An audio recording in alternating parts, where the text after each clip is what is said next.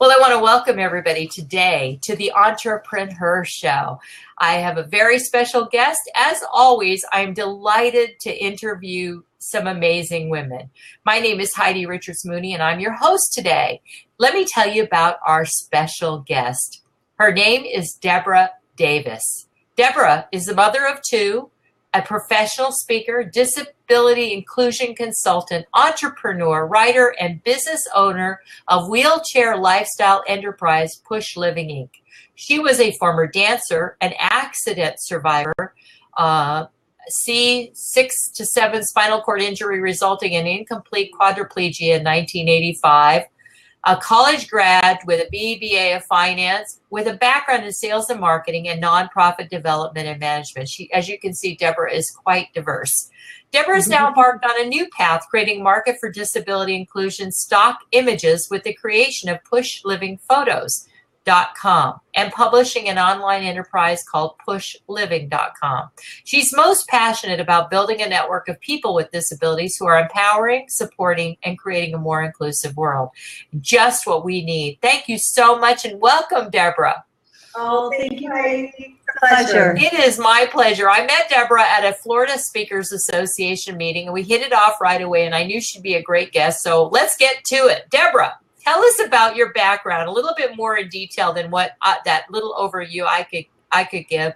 And what led you to create PushLivingPhotos.com? That is a great question.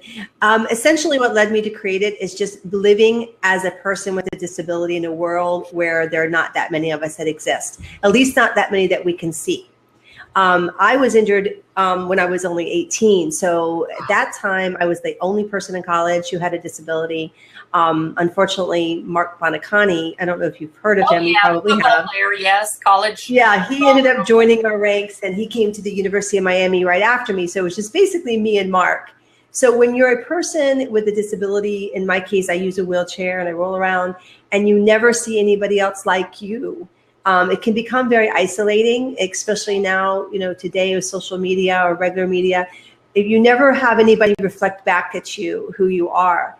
And then there's also all those misconceptions, whether I walk into an employer's or roll into an employer's office, or I want to go on a date. What is wrong with you, or what happened to you, and a lot of fear and apprehension. So we really thought, the first thought was, let's make things more accessible. And then we thought, okay, now there's these properties that are accessible because we have something called the Americans with Disabilities Act that was passed in 1991 after I went to college.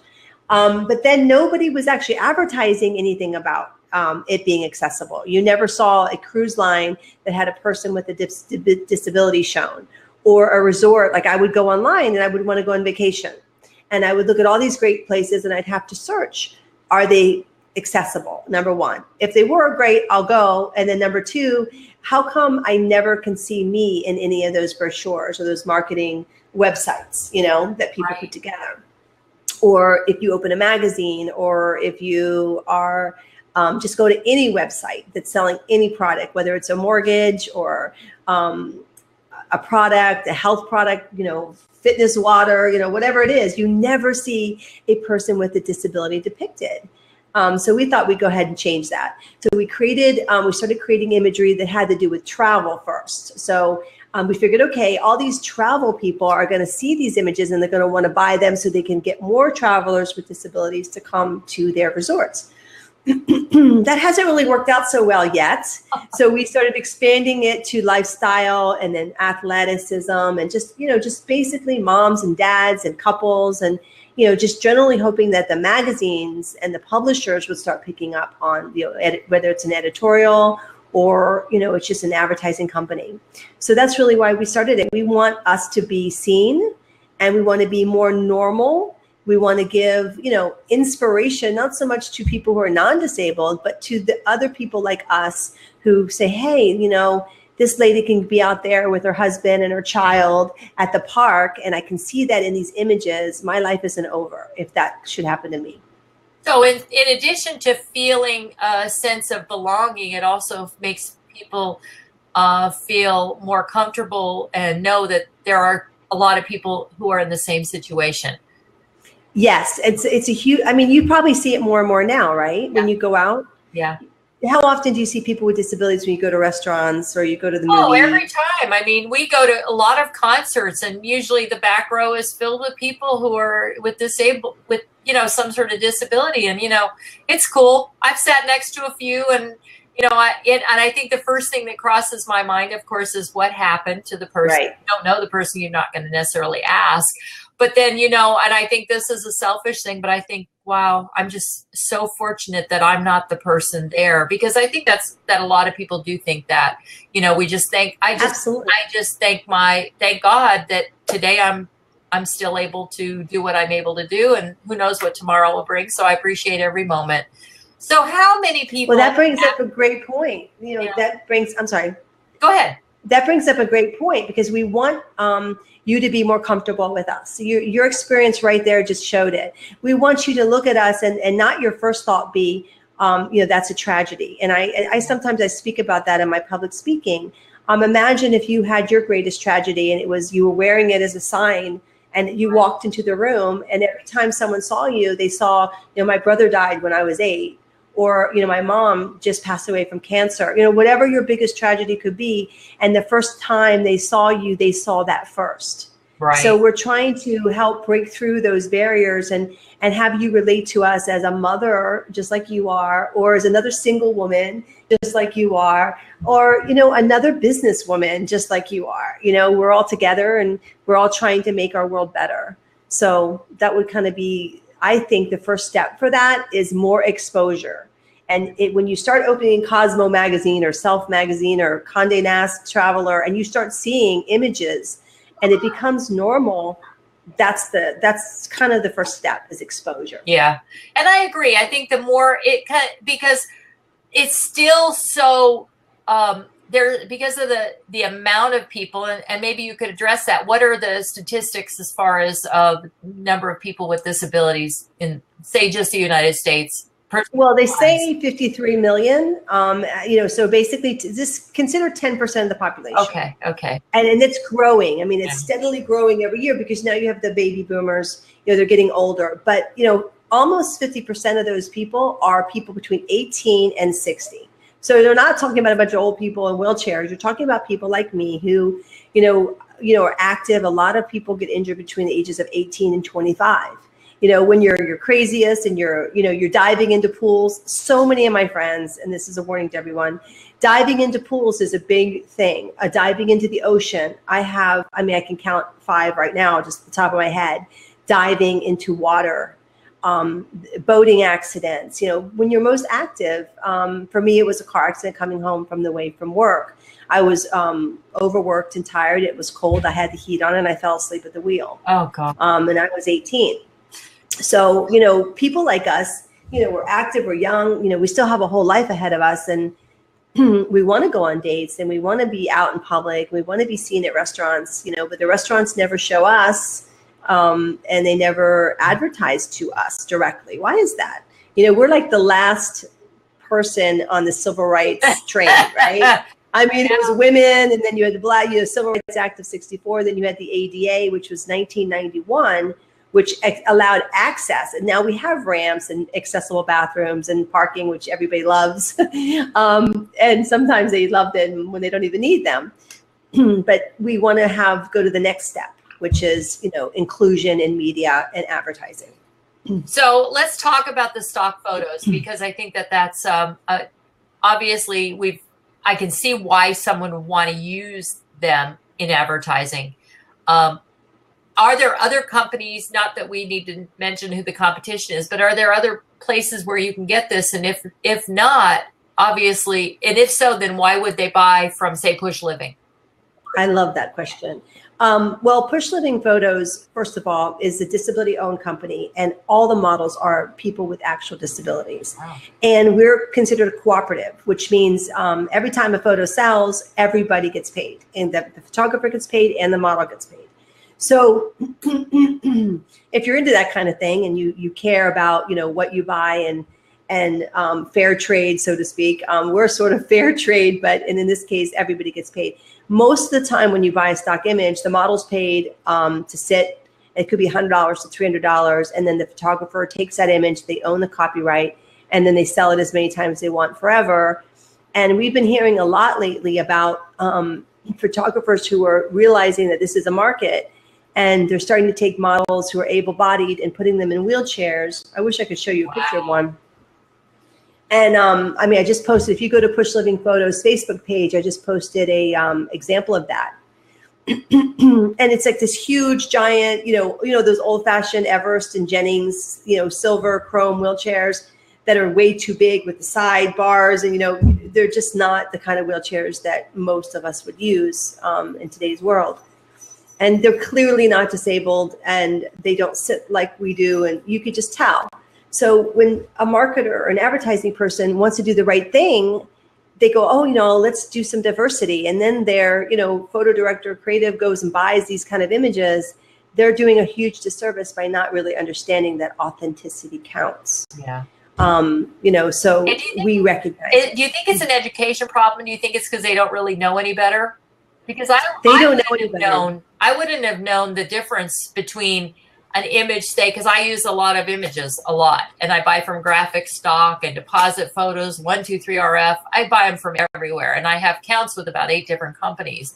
I have not ever bought a disability photo, so I don't know if I'm even asking the right question. But well, you are, and you're the exact person I need to hear from. Yeah. You're my customer, and I need to understand your thinking. You know, what is your price range? I mean, our images are about 40% lower than Getty, which has a lot of disability stock. Some of it's pretty good. Some of it, no. Our images are really original, authentic, beautiful. Like I said, all our models are real models with disabilities who get excited when they get a paycheck, you know, and when we send them a check, and it's like, yay, I just got on the cover of such a magazine. And, you know, that makes them feel good about themselves too, which is a huge part of our success. It's, you know, taking people who may have just been injured or been injured 4 or 5 years ago and giving them the opportunity to model. It's a huge self-esteem builder, and it makes them feel part of the community again. Excellent. So why should you buy from us? Because we're niche, we're small, we have about 5,000, but I would say at least check with us first. And if pricing is a huge issue, you know, contact us. It depends on what you're using it for. Sometimes the photo credit will be willing to give it to you for something, you know, very, very reasonable. But if you have a big advertiser or a big marketing campaign, you don't want to use a stock image that you can buy for, you know, $5 or $20. Right. You know, you want it to be a little bit more original and something that everybody's going to see. I think that it depends on what you're using it for. For me, blog posting is what I typically use it for. So for a blog post, if you're writing one every day on 10 different blogs, it can be very expensive when you spend 5, 10, whatever. You know, I buy accounts where I can get credits, and sometimes the credits, and if you buy enough of them, the images come down in price.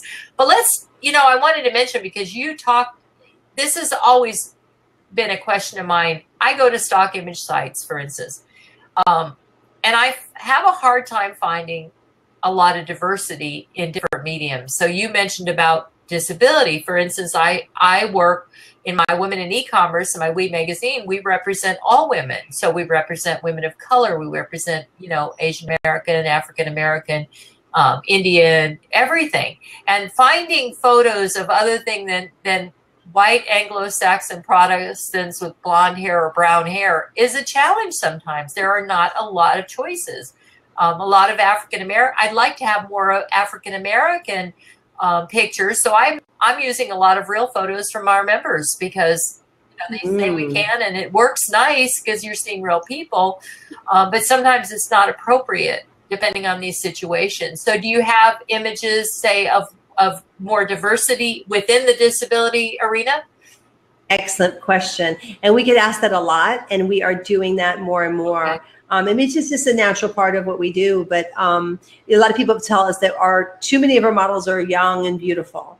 And they're like, okay, well, at first we were told that they had to be young and beautiful, and they had to be representative of what you would normally see in a model, you know, the standards in the industry. So we've met that. And now, you know, we have 80-year-olds, and we have children, we have babies in little wheelchairs on our site. So, you know, gosh, can you imagine that? And they do well. I mean, we just sold a whole bunch of pictures of one of our famous models, Abel Rose. You can follow him. He's adorable. Able Rose. And I'm sure his mom, Heather, she's just doing such a great job with him. And you can follow his Facebook page as well. But yeah, diversity is important. And we've been asked that a lot. We're also asked different scenarios, people, not just lifestyle, but business. They want to see people with disabilities in a business scenario because you don't often see that maybe. Yeah. So we're breaking down barriers. I love the romantic ones, the weddings. We have a whole gallery on romance and weddings. And to me, so many, it's really funny. The name Push Living I came up with years ago. I was talking to an old high school friend from Palm Beach Academy. And he said, what do you do? I said, I really want to do a documentary on women with disabilities in our lives. Because at that time I was single and I was dating and I just come across so much misinformation and fear. Guys may like you, but they think, oh, can she have sex? Can she have children? What is she like? Is she going to be a burden to me? Am I going to have to help her with everything? And I said, well, you know what? We need to do something to educate people, not just for me, but for everyone. Right. So I wanted to do a documentary, and I came up with the concept, Push Incorporated, Push Productions. And then from there, I came up with Push Living for the name of the site. I didn't do the documentary. I still want to do it. So it's something that's on the back burner. I think if you did a crowdfunding campaign, you'd probably hit pay dirt and get a great documentary. Wow. I'm sure that if you think about your community alone, the people that that want to feel a part of it, mostly people with disabilities, obviously, and maybe the caretakers of people with disabilities too, because if you think about it, there are people who have family members with that and they understand because they're living with a person with a disability, but they know that the rest of the world doesn't, Exactly. Yeah. And they want, if you think about it, my mother, I was 18, she was devastated. She thought my life was over. And I was a quadriplegic. I was a high level C5-6 or C6-7, sorry. I just had a surgery on 5-6, so I get it confused. But I was C6-7, which means I didn't have use of my hands. I could use my biceps, but I had no fingers, and I couldn't use my triceps. Wow. So, I was basically paralyzed from the chest down. I still am paralyzed from the chest down, but I did get hand function back. So, when you think about that, or it could be your husband, it could be your wife. I know so many people who are wives of, and have families, one of our best writers on PushLiving.com, Patty, she is a woman who is a nurse, an RN in a spinal cord unit. And Patty, we call her the rolling RN. You can look up her articles on the site. She was injured in a car accident as an adult woman with teenage boys. So anyway, the point I'm trying to make is that, yes, seeing a documentary or seeing imagery gives people hope of what can be done and what's still possible for them. And it motivates them, and it makes the family members, sometimes they can be a little bit like, I'm going to take care of you, and I'm going to baby you, and I'm going to feel sorry for you. And guess what happens when you do that? They don't progress as well. Right. They don't get back out into the world. My mom said, you're going to college. I mean, I was 6 months in that rehab and then 4 months at home, and I was in college alone in a dorm room. I mean, I had to sink or swim. I couldn't even push up a ramp at that point. And, that was the best thing my family ever did for me, because it forced me to start pushing and building up my strength and living independently and making the transfers and doing everything myself. So if we can give other people hope of what's possible, and, don't baby them and don't feel sorry for them, they can do a lot more than you think they can.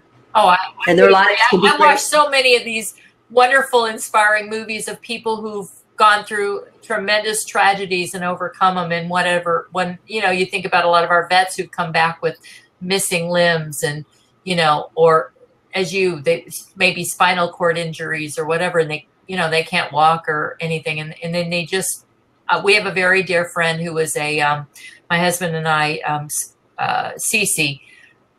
He was in a car accident also at 18 or 19, and he was a world-class water skier. He was on the way to being the number one ranked in the world. He was probably third or fourth, and he had this accident, and he's a paraplegic, so he does have use of his arms. I think, is that the correct term? Paraplegic? Yes. Okay. So, so we're around him, not a lot, but enough to understand a little bit. And the first thing he said to us is, don't ever feel sorry for me. And that was just so enlightening, because it made me realize, you know what? He's right. Let's just see what we can do to support him in whatever it is he wants to do, and not, it's hard not to feel sorry when you first see it. I think you're just so overcome with emotion and everything. So it absolutely, and it's a natural human feeling. And I sometimes have that happen to me. I mean, I see other people with disabilities and I catch myself and I feel sorry for them. I'm like, hold on a minute, really, what brings you happiness in life? I mean, we can still love, we can still have emotion, we can still have joy, all the things that are really, really important. I mean, I don't have to walk on the beach. I don't have to run. I mean, I can ride a bike, I can swim. There's other activities that we can do that can, create a healthy life and a wonderful lifestyle. I mean, I could still travel. It's a lot harder because things aren't always accessible. But we want, Push Living, we focus a lot on travel opportunities that are accessible. We highlight them. Somebody like friend would be a great subscriber to our site. Oh, I'm definitely going to let him know. Definitely. He would also be a great model. Yeah. No, he's a cutie. And I'm trying to think of the race car driver that Timmy went to school with that also had car accident. He was in NASCAR, and I know him so well, and I can't think of his name. He's in South Florida. They went to school together. Oh yes, he lives in Weston. Yes. Exactly what I'm talking about. His wife is a doctor. Gwen? Gwen? Gwen. Gwen. That's his name. Okay, it'll come to me, and I hope he's not listening, because he's gonna go, God, you can't remember who this is? I can't believe this is one of Timmy's best friends, but it'll come to me. Yeah. Let's talk about some of the challenges you face as a woman with disabilities, especially in business. Well, I mean, it's always health. I mean, accessibility of hotels.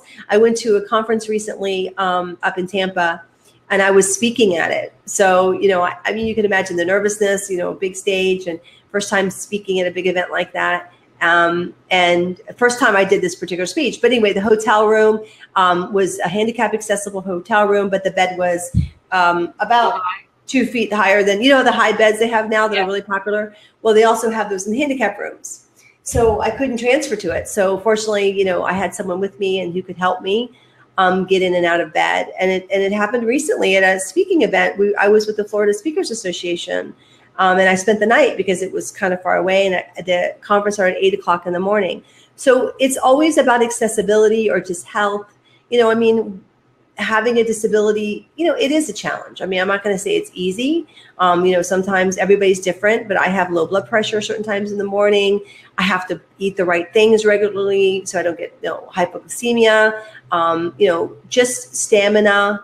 I'm going out to the National Speakers Association. I'll be there in Phoenix. So, getting an accessible hotel room, making sure it's not too hot, not too cold, that I'm physically able to get around the carpets and all that. It's an extra burden when you're already nervous and you're already have a little bit of social anxiety and you're meeting new people, and you have to now worry about, I went to a TED conference recently in Boca, and all the tables were high tops.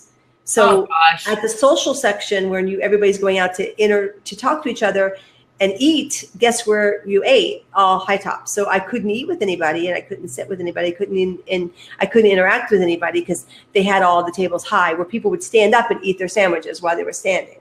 And it's something no one would probably think about. No. So have you thought about being like an advisor to companies to help them create more accessibility for their events? Oh, I hadn't actually thought about event accessibility, but we are doing something called Drop the High Tops campaign because it's been a real challenge being a woman and going out with your friends and meeting people out and having not only the bar area, which we're used to, but now it's become the trend to have all the tables in the bar area be high tops. Yeah. So if you want to sit in a regular table, then you're going to have to go over there in the back room where there's low tables, and nobody wants to be back there. It's like, alone. Or they have booths. So, as far as being a woman with disability, I would say that, and this market isn't an easy one, it's an uphill battle, just convincing people that they should use imagery of people with disabilities, it sometimes feels like a risk to them, especially if they're advertising agencies. They're like, well, why? I don't want to make that risk unless my client says do that. I don't want to. So we're trying to educate people. If you have a website, no matter what it is, you should have one image of a person with a disability, a child. If you're selling a product or a service and it's to families and it's to the general population, try to just fit one in. Every once in a while on your blog post, if it's a blog post about, photography, I have pictures of girls in wheelchairs, guys taking photos, using cameras, just throw it in, kind of slowly start integration, right? Well, and I'm in the perfect business, I'm sure, because I work from home, and I'm sure that a lot of people with disabilities could relate because they probably work from home. Right. It's a great lifestyle choice when you have, limitations or disabilities. So it just never occurred to me that maybe I needed to start using some of that imagery. So now I'm going to. So thank you for enlightening. Thank you. I wish I could, if you could teach me the method to reach more people like you. I'm so happy to be on the show today. We're going to do an article, Deborah. You're going to do 2 articles for me. I've decided after this, we'll do one for We Magazine, which has 220,000 readers. Wow. And we will share that on all our social media, which is another probably 80,000. And then we will put one on Women in E-commerce about maybe you because you work from home, and talk about your business and your life.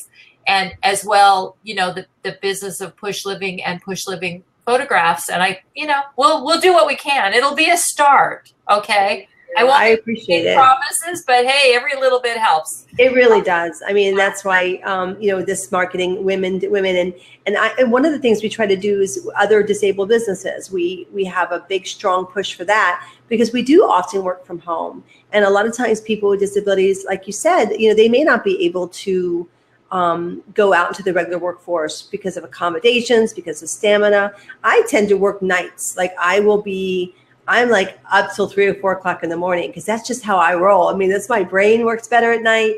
I feel better at night. Yeah. That is an accommodation that I can give myself working from home. Yeah, that's great. I do the same thing. This is why I think I've adopted. I used to be an early riser.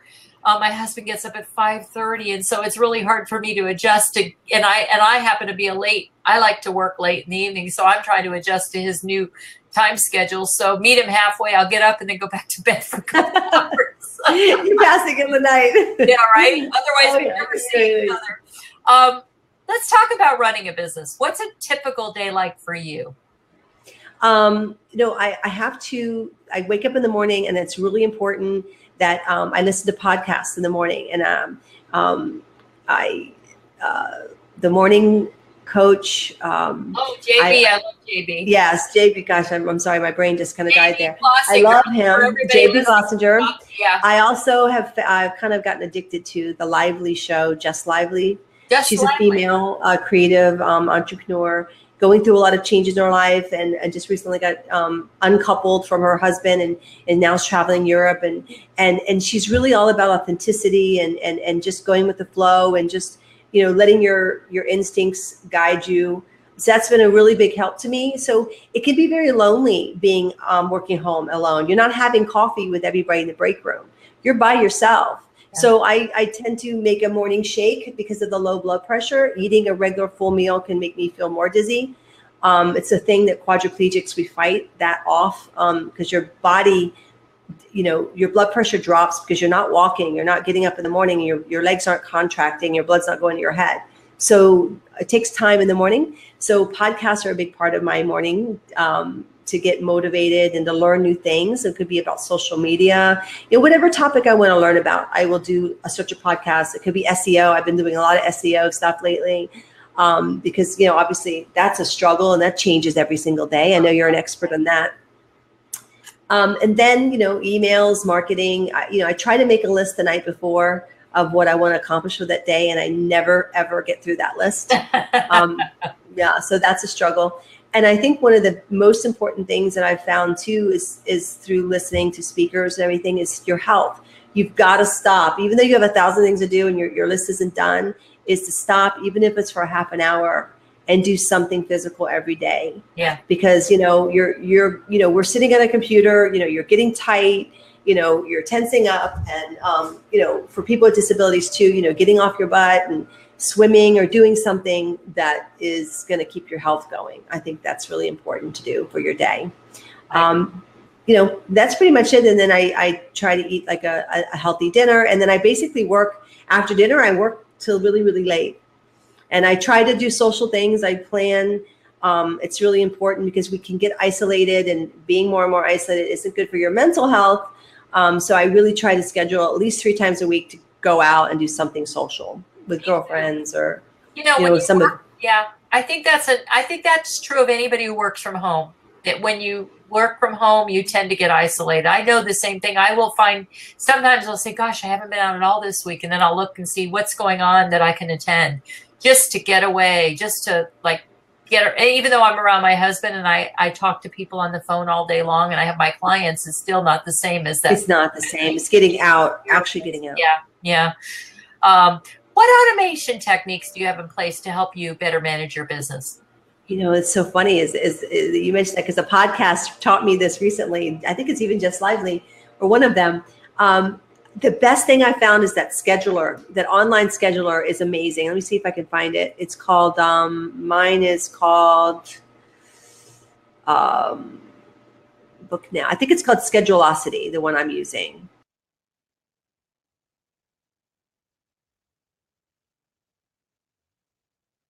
Well, while she's coming back, she's looking for that online scheduler. So thank you, Deborah. Hopefully you'll be able to get back into the room. Jess Lively's show is one of the shows she mentioned, the podcast. And then, of course, JB Glossinger's Morning Coach.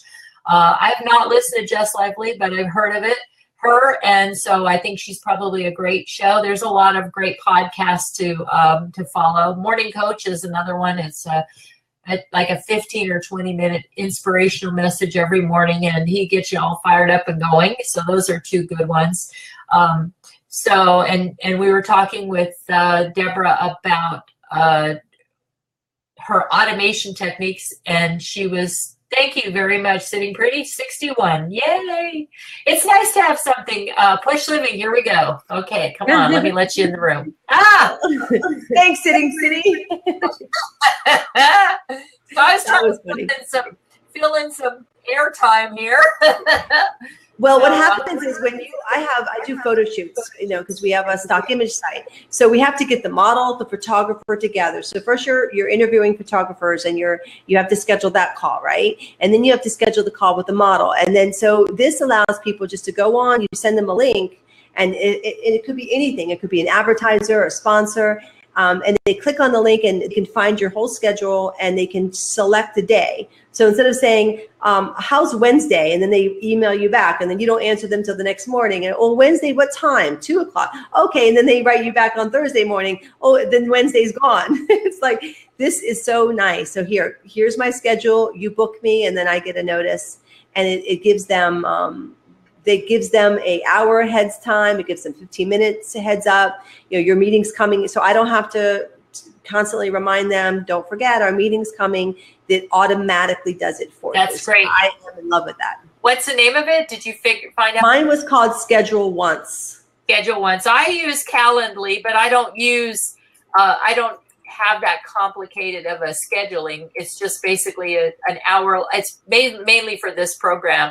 Okay. And maybe for clients. And so that works really well for me, but I Schedule Once, ONCE. .com. It costs $19 a month for mine, but it saves so much time. Oh, yeah. And I also have a podcast. Is there an echo? No, I don't. Is there an echo? Okay. We have a podcast as well, and scheduling guests for the podcast, the Push Living podcast, which is now on iTunes. I want to give a plug for that. Yay. So a lot of times when we do interviews and things, we can interview them, and I can type up all these notes. And I'm like, gosh, it'd be so cool if people could actually hear them talking. And, whether it's a mom talking about disciplining her children from a wheelchair, these are great stories. And it's so much better when it can be live. Yeah, I agree. So let's talk about what you do differently today than when you first started in business. I am contracting out more. I think that's kind of the key thing. You can't afford it. But the thing about business is that you really have to you have to go all in. If you're not going to go in, if you're not going to do it all the way, then don't do it. I agree. Because everybody who says, I don't have the money or I can't spend the money, 9 times out of 10, they're going to fail. I mean, how many times do businesses fail anyway? So you have to give yourself 100%. And that means sometimes contracting out work that enables you to do things that you're better at. I don't really love the technical side. So I have an administrator for my site. Now I have a virtual assistant that I hire to help me with things. You still have to have your hands in the game, of course. Now, we have writers who help us. Sometimes, I might have the most brilliant idea and I know what I want to do, but I just don't have the hours in the day to do it. Right. So, I've been using Upwork. I use Fiverr sometimes for editing. And for other small projects. But I would love to hear anybody else if they have any recommendations for outsourcing. Those are both really good. And there's one called Fancy Hands, which is another really good tool. Okay. Fancyhands.com. I'll put that down in there. So those are all good. Anytime you want to outsource, it's always a good idea to, check out some different resources. Fancy Hands is very reasonable. But I would think Upwork is probably more, if you have complicated work to do, Upwork is probably your best. Fiverr is probably the lowest, and Fancy Hands somewhere in between. So it depends on the project too, I think. It's hard though, because I know Upwork just did a cost increase. And so they're charging their people more. So some people have dropped off. It's really, really hard. And it can be very, very discouraging. It's one of the hardest things I think about running a business is people will sell you and sell you and sell you and tell you they can do all these things and they can't or they don't. And you get discouraged. You might spend money and it didn't pan out. It's not easy. It's not an easy world to be working within. So when you find a good one, you want to try to stick with them and hopefully keep the relationship going, especially if they do leave. I've had Fiverr people who are no longer on Fiverr that are doing video for me and stuff. It's a little more because they're not on Fiverr anymore, but they were able to, we were able to connect because we knew each other, from doing so much work. And I think that it's a shame, but I know that Fiverr's a good source for people who want to build a reputation. It's not great. And there are some people making a killing on Fiverr, but they're working hard.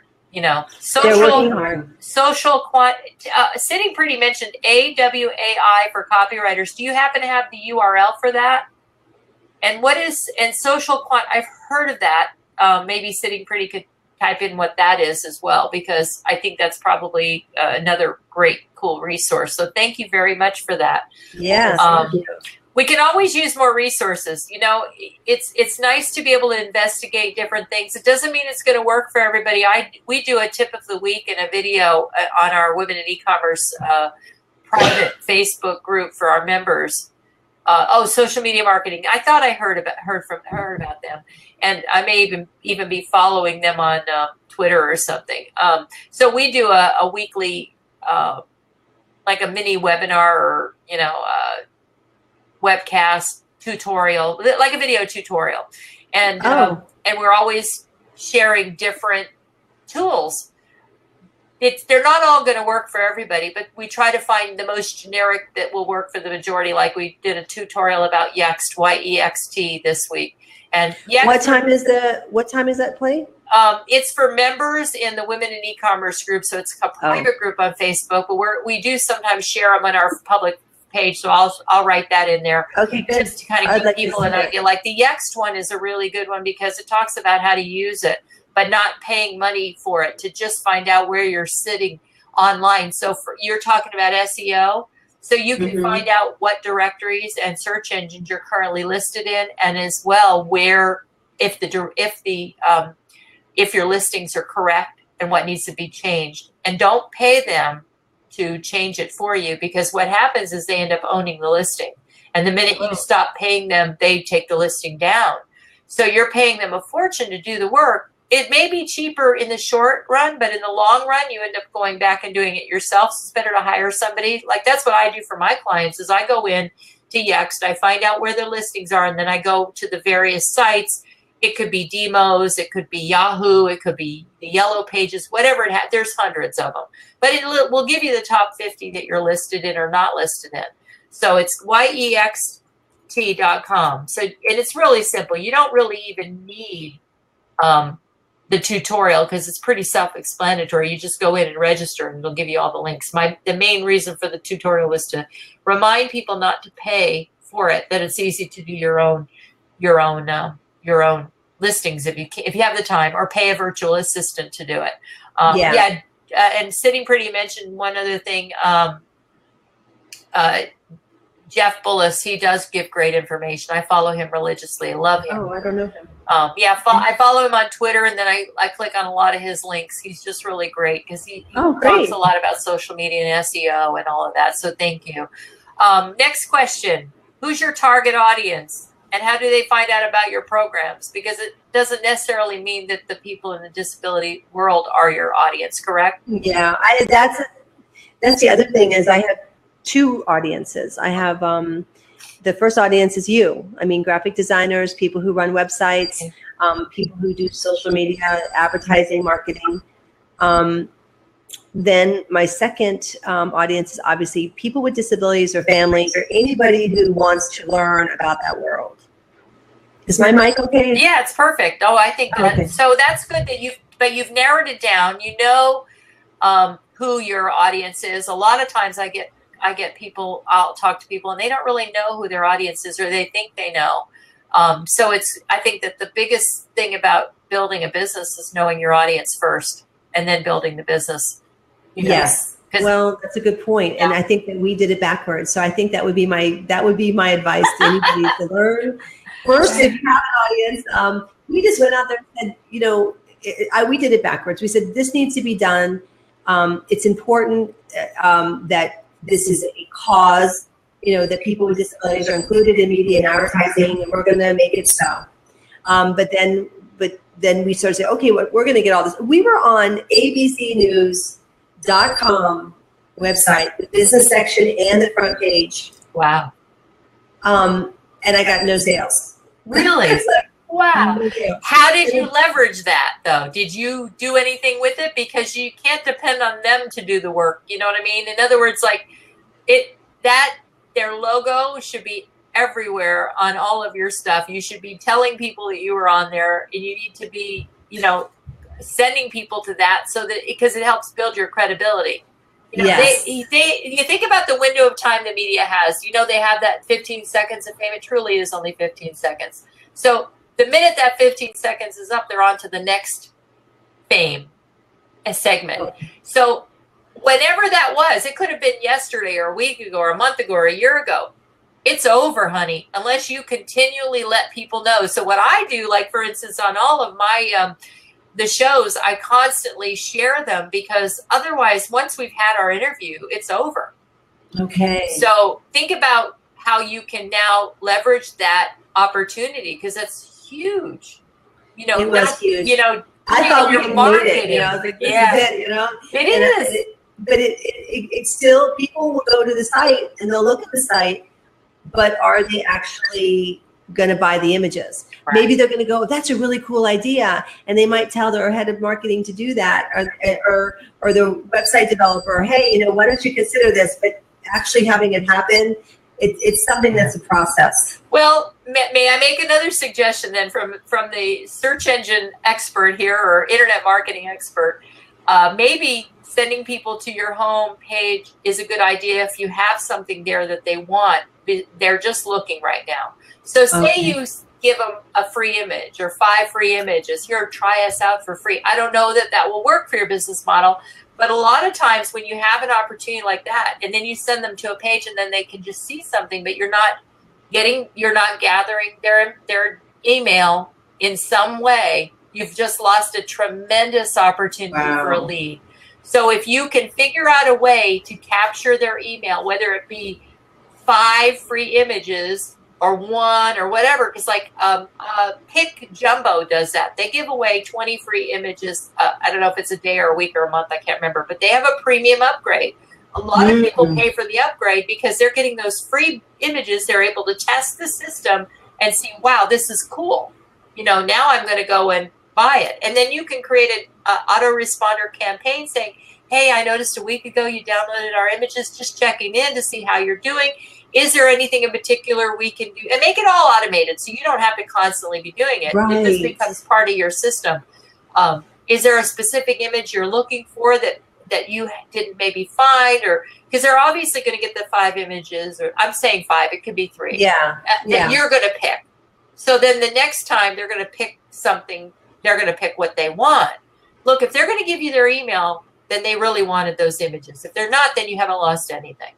That's exactly right. Then they're the ones who are going to say, "Oh, wow, I really need this," and maybe you can sell to them later on. So think about a way to capitalize on publicity like that. When I do a radio show or anything, I always have an offer.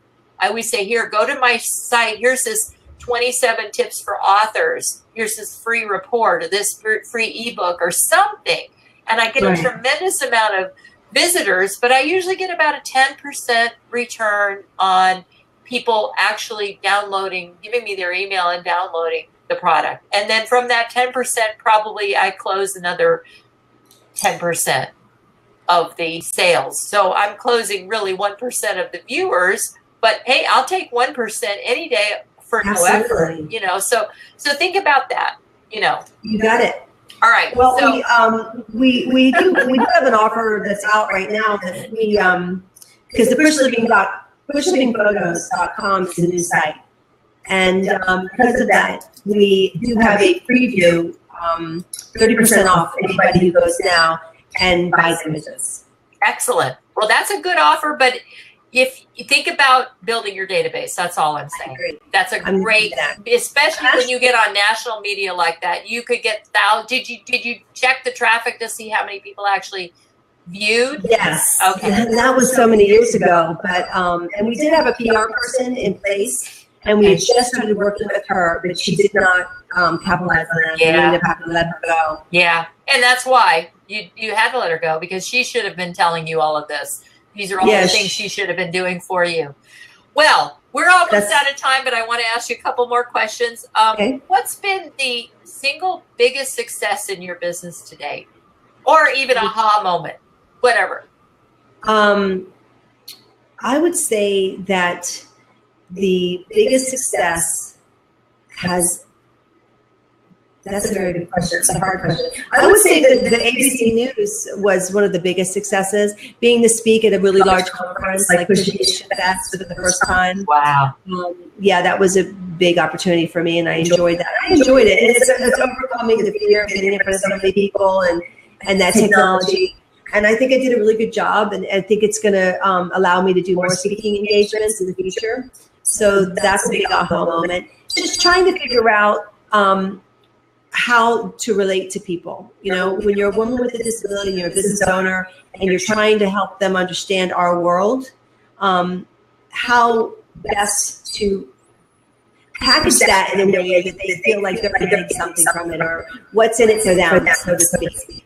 So that's sort of been the most important thing. And hearing you speak today kind of addressed that a little bit for me. You like, I never really thought of that before, but I'm going to try to do that. And it's something that I'm going to talk to other people about. If I could figure out what that is, how to help people understand why that's important and how it benefits them, I think that aha moment is still to come. Excellent. Still working on that. Still work in progress. Deborah, Sitting Pretty wants to know who inspires you. You know who inspires me? People other women in businesses like Just Lively, who don't know what they're doing every day, who have days when they're depressed and sad, and have days when they just feel like it's not going to work, and they're just authentic and honest, and the thing is just to keep going, just to persevere and to move through it and have the patience and believe in yourself. So people who are real and authentic, and they tell their real stories, and that we could all, instead of always being, we're all so perfect, everything's so great in our lives. Far from that. The older I get, the more imperfect I realize I am. In my 30s, I thought I was the thing. I was the hit girl. I really did. I thought I was just like, I had the world by the tail. I was, single and enjoying life. And I just thought, I was it. then a 40 hit, and I'm like, oh no, I'm nowhere near close to it. And as I get older, the worse it gets. It's you're developing other aspects of your world, and self-development takes time. And that's the other thing I would recommend that people do is part of your day, spend some time, and JB is big on that. You have to spend half an hour a day at least on self-development. I agree. You know, whether it's reading a book, or it could be just be meditating, it could be listening to a podcast, it could be, you know, reading articles on your site, you know, something that personal. I'm talking about personal growth. I'm not talking about learning about business, because I do that too. But some kind of personal growth. Yeah. Because sometimes you can work really hard at something and it may not even be what you should be working on. You know, sometimes is this even what is my purpose? Is this something that I should be doing? You know, and personal development helps you kind of get in touch with who you really are and the why behind what you're doing. You know, why am I doing what am I doing? You know, am I doing it because I want to be famous? That's never been my thing. I've never been the type of person that loves, you know, the stage and loves to be. I'm not in it because I want to be the inspiration. I'm not in this because I want to be famous and I want to be on Oprah. I'm really in it because I want to bring up all the other people who are like me. You know, entrepreneurs with disabilities. We have a website on Facebook called Entrepreneurs with Disabilities. And it's a Facebook page, where we all can share and bring each other up, just like you have on your women's group. It's something that's important, you know, that we all get in touch with who we are and why we do what we do. I wrote that down so they'll check it out. Thank you. It'll be in the notes. Oh, fabulous. Wow. How about what's the scariest or most challenging thing you've ever done, especially since you've become an adult, a woman with disabilities, being in business, being a mom, being a wife, all of that? Well, you would think it would be having babies, but it wasn't. I actually really wanted a child, and I tried for 3 years. And when I thought, I mean, that was something I just instinctively wanted to do. And as a woman with disability, I was able to accomplish that. But once you have the child, of course, it's terrifying, because then you realize how vulnerable you are if something ever happens to them. My children, by the way, are 26 and 23, so they're no longer children, but I'm still terrified every day that something bad will happen to them. That's a mom thing. I don't think my children are 33 and 39, and my 39-year-old I worry about every single day. You know, I know. My daughter said the day, Mom, why don't you just not worry? That's like, okay, I'll try. That's impossible. I don't worry about anything but my kids and my grandkids. That's it. Exactly. Anyway, wow. The biggest challenge, I think, you know, it's going into business is a huge challenge. It's a big risk. You know, you're putting your own capital into it, you know, your own life. You know, sometimes people say, Deborah, you know, if this doesn't turn around soon, you know, what are you going to do? I mean, go back to work for somebody else, go back to a company. I just can't see myself doing that. So yeah, that's probably the hugest risk I've ever taken. My children are adults now. I have the opportunity to really work and focus only on business and creating something that matters. But it's scary, you know, what if it doesn't work? You know, what if all the money and all the time and all the effort and all the heart you put into it, it fails? I think that's the risk that we take, you know, as entrepreneurs. But that's only in the back of your mind. It's not the thing you focus on, which is the reason you're a success. And I love that. I love this. It should be a great tagline for somebody. Maybe you creating something that matters. I mean, think about that. That's a wonderful, wonderful mantra in business and in life. What books are you currently reading or recommend? Oh goodness. Oh gosh. I just got Schultz for my daughter, the Peanuts biography. Ooh. because I actually going to read it first, but that's a really good. God, there's another one on my desk. I've been doing a lot of Wayne Dyer lately, because, you know, since his passing, I ordered every single book, you know, of course, on Kindle.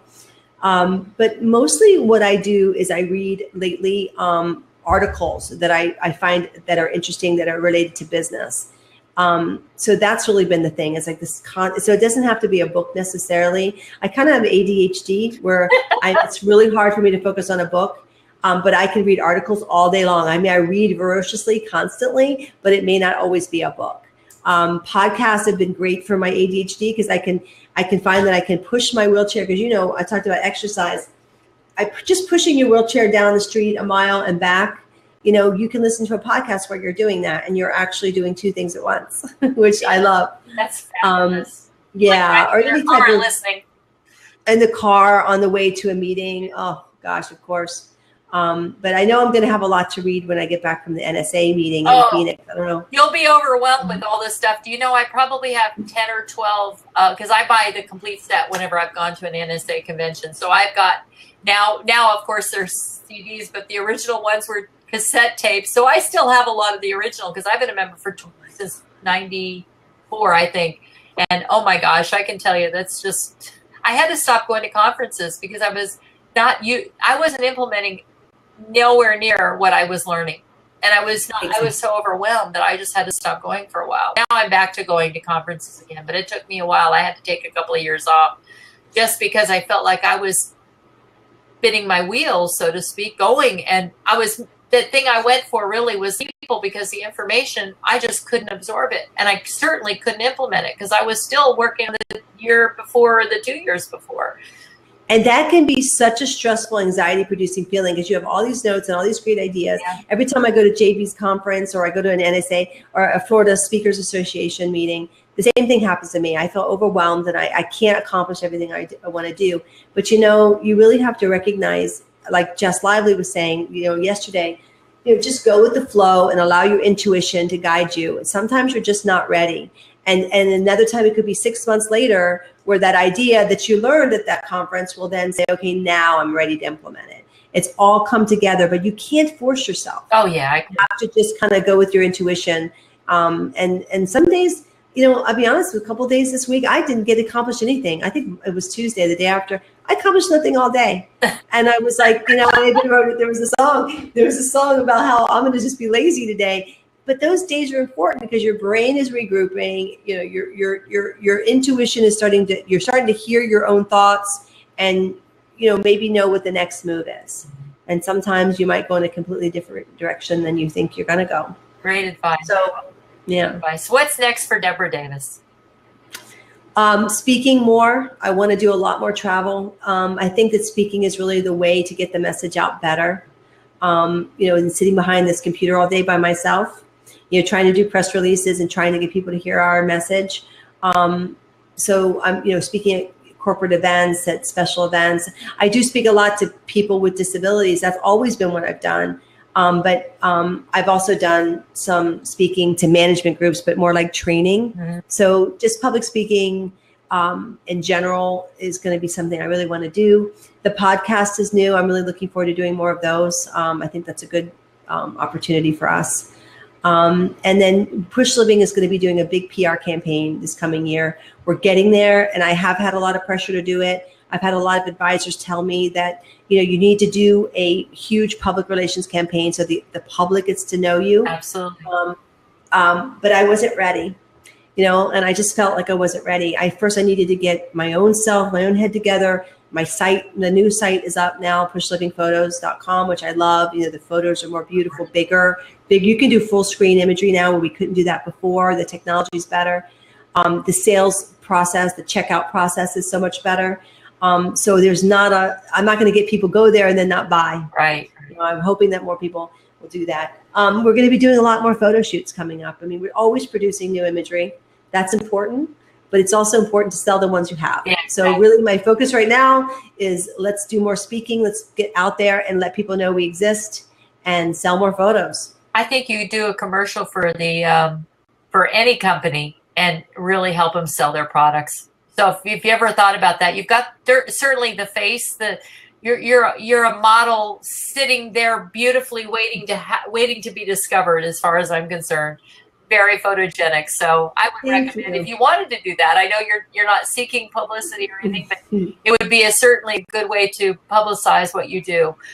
What's the best way for our audience to get in contact with you? They can reach me at Deborah, Deborah.Davis, DEBORAH.Davis @PushLiving.com.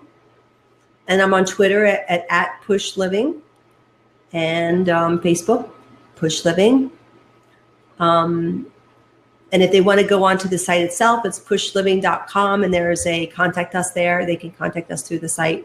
We're always looking for writers as well. So if anybody, who has a disability, they want to tell their story, and they feel it'll be something that'll be powerful. Could be about politics. We have an editorial page where people write, voices of the community. It could be about any subject. We just had a woman who's writing about having severe arthritis and her whole life of being married and having children and becoming disabled over time. And that whole process is really a powerful and gut-wrenching story. So those are the kind of things we're always looking for. Go to help a reporter at www.haro.com and register as an editor and put in your needs, and you'll get all kinds of people. I did that only when I started my magazine in 2006. I have on a regular basis that frequently contribute 180 different publicists, not individuals. The publicists represent the people. So when they want to publish an article or anything, they reach out to me.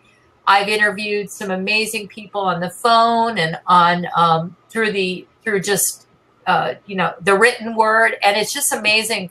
That's one of them. There's a couple others. I'm trying to think of some of them. My head is a little foggy, but I'll send them to you. But any of those sites where you can register as an editor, and if you're listening, you're an expert, register as well, because those are two good. It's a great resource to get known for what you do, and excellent. Just tell them what you're looking for. You'll get inundated with people. Trust me. Excellent. You will have to turn people away, which is what I do every single day. Yeah, I'm looking for a good editor as well. Tremendously when you do that, So, and I'm sure it's great. Deborah, it has been. I wish we had more time. Honestly, me too. There's never enough time. I just want to say thank you very much for taking time out of your busy day to be with me. Oh, it was a pleasure. I was so thrilled when you came to me and said you wanted to interview me. Oh, I thought, that's great. That's really, thank you. I appreciate it. My pleasure. So I just wanted to thank our guests for being with us today and say thank you for listening to us as we interviewed Deborah Davis from PushLiving.com. Truly an inspiration to women and business owners in general. Be sure and go and visit her website, PushLiving.com. And if you need some great, authentic stock photos that are that have their disability photos, correct, Deborah? Mm-hmm. Yep. Make sure you check out PushLivingPhotos.com. So, Deborah, thank you again. It's really thank you, Heidi. I look forward to seeing you at the next meeting. Yeah. Bye, guys. Thank you, Sitting Pretty, and all the people who were there. And be sure and join us once a week, at least sometimes twice a week, for the EntreprenHerShow.com. Check out our guests on EntreprenHer.com. And this is brought to you by Women in E-Commerce, which is www.wekai.org. Thanks, Deborah. Have a great day. Thank you, Heidi. Bye-bye, everyone. Take care. Bye.